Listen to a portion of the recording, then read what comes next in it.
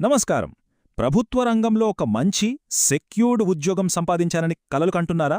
అయితే ఆ కలను నిజం చేసుకునేందుకు ఒక అద్భుతమైన అవకాశం మీ ముందుకొచ్చింది.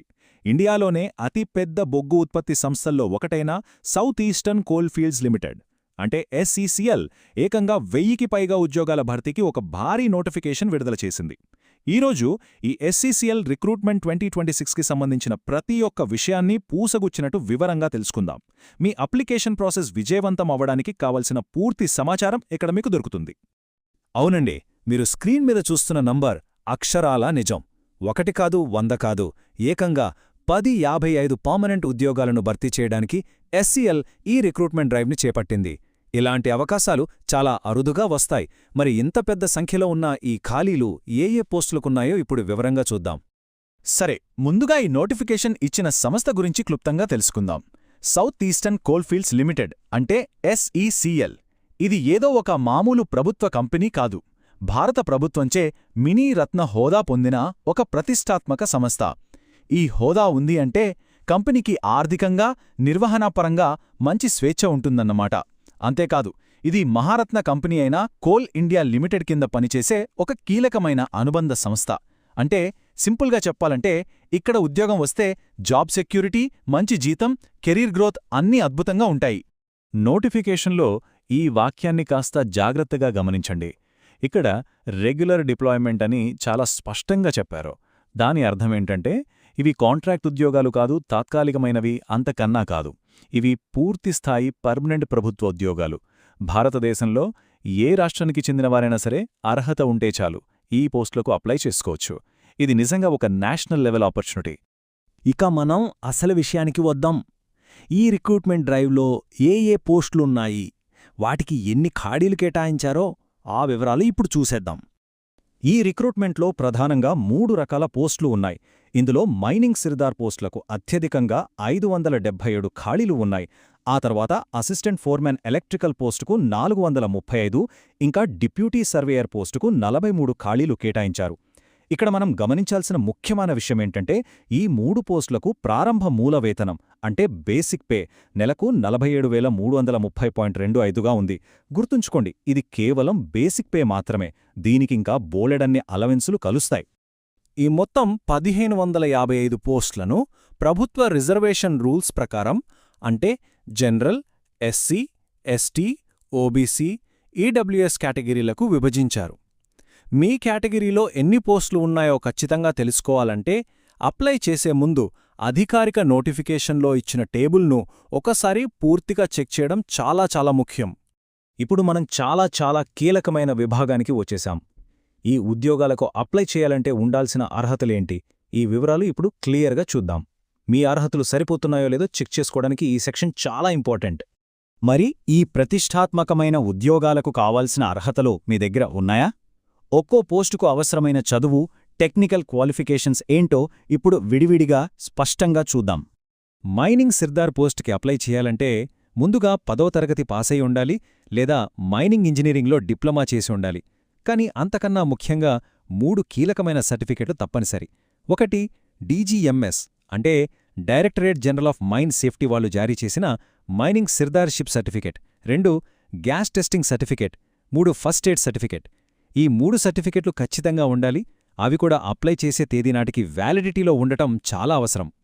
ఇక డిప్యూటీ సర్వేయర్ పోస్టుకు వస్తే దీనికి కూడా 10వ తరగతి పాసయి ఉండాలి, లేదా మైనింగ్ లేదా మైన్ సర్వేయింగ్లో డిగ్రీ లేదా డిప్లొమా ఉండాలి.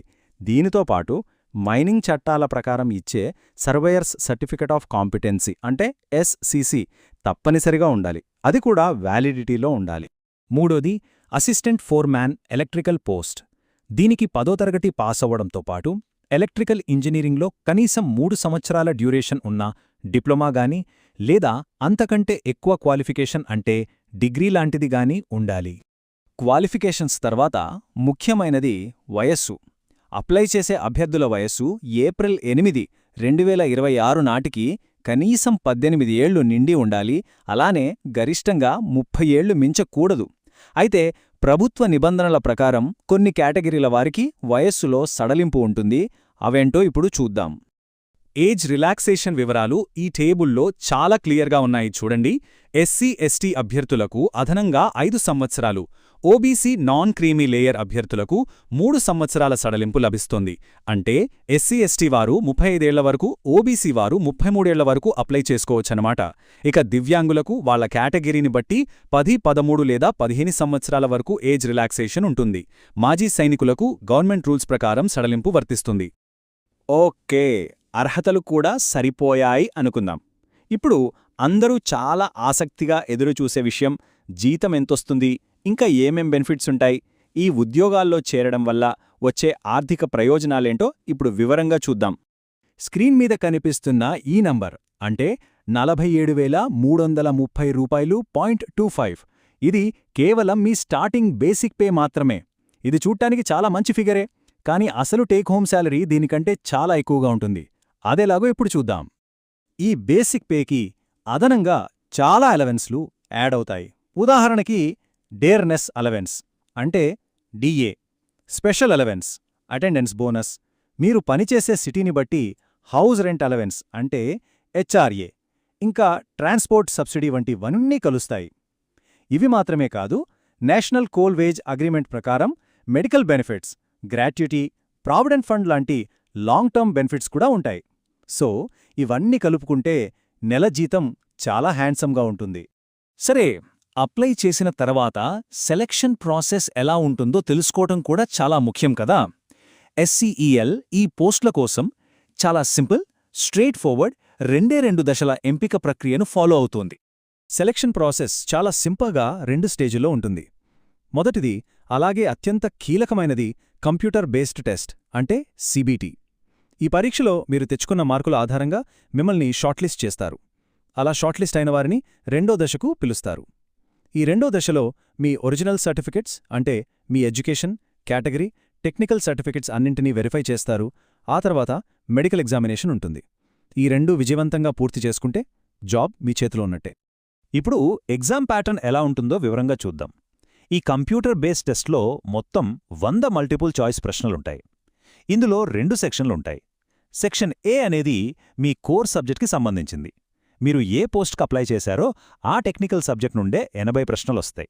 అంటే మీ సెలెక్షన్లో 80% వెయిటేజ్ మీ సబ్జెక్ట్ నాలెడ్జ్కే ఉందన్నమాట. ఇక section below general knowledge, reasoning, quantitative aptitude నుండే ఒక 20 ప్రశ్నలొస్తాయి. ఇక్కడ మీకోసం ఒక గుడ్ న్యూస్ ఏంటంటే ఈ పరీక్షలో నెగటివ్ మార్కులు లేవు. కాబట్టి మీరు అన్ని ప్రశ్నలకు ధైర్యంగా సమాధానమివ్వచ్చు. ఈ టేబుల్లో మీరు చూస్తున్నవి కనీస అర్హత మార్కులు అంటే మినిమం క్వాలిఫైయింగ్ మార్క్స్. నెక్స్ట్ స్టేజ్కు కన్సిడర్ చేయాలంటే కనీసం ఇన్ని మార్కులు రావాలి. జనరల్ ఈడబ్ల్యూఎస్ అభ్యర్థులకు 100కి 45, ఓబీసీ మాజీ సైనికులకు 40, ఇక ఎస్సీ ఎస్టీ అభ్యర్థులకు 35 మార్కులు రావాలి. అయితే ఒక ముఖ్యమైన విషయం గుర్తుపెట్టుకోండి, ఇవి కేవలం క్వాలిఫైయింగ్ మార్క్స్ మాత్రమే.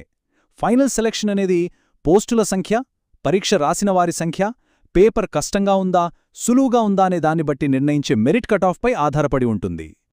ఇప్పటిదాకా మనం అన్ని వివరాలు తెలుసుకున్నాం. ఇప్పుడు final and most important application process.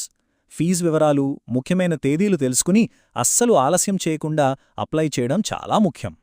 Application fee విషయానికొస్తే జనరల్, ఓబీసీ మరియు ఈడబ్ల్యూఎస్ కేటగిరీకి చెందిన పురుష అభ్యర్థులు 1000 రూపాయలు ఫీజు, దానికి 18 రూపాయల జీఎస్టీ కలిపి మొత్తం 1180 రూపాయలు ఆన్లైన్లో కట్టాలి. అయితే ఎస్సీ ఎస్టీ, మాజీ సైనికులు, దివ్యాంగులు ఇంకా అన్ని కేటగిరీకి చెందిన మహిళా అభ్యర్థులకు ఫీజు నుండి పూర్తిగా మినహాయింపుంది. వాళ్లు ₹1 కూడా చెల్లించాల్సిన అవసరం లేదు.